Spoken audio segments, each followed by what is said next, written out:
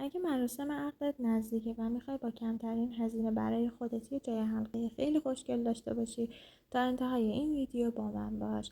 برای این کار نیاز داریم به استند حلقه، اسلایس چوب، سرگل پد، چند تا دونه مروارید و چسب حرارتی.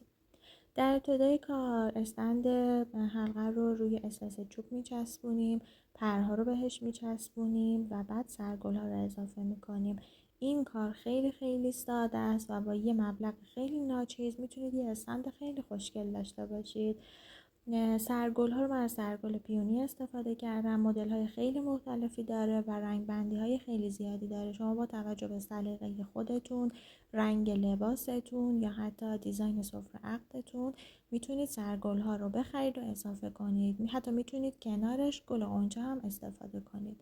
در آخر من لبه های اسلایس چوب رو با چند تا دونه مروارید دیزاین کردم. امیدوارم که خوشت اومده باشه.